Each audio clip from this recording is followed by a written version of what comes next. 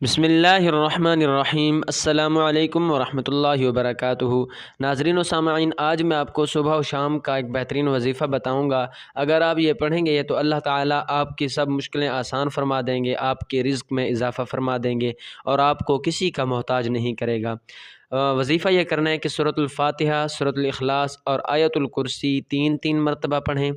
لا الہ الا انت سبحانک انی کنت من الظالمین۔ پھر یہ کلمات 3 مرتبہ پڑھیں اور اس کے بعد بسم اللہ الذی لا یضر مع اسمہ شیء فی الارض ولا فی السماء وہو السمیع العلیم۔ پھر یہ کلمات 3 مرتبہ پڑھیں۔ اول و آخر 3 مرتبہ درود ابراہیمی ضرور پڑھیں۔ اس کے بعد پوری انسانیت کے لیے دعائے خیر کریں۔ آپ انسانیت کے لیے دعائے خیر کریں، اللہ پاک آپ کے لیے خیر فرمائے گا۔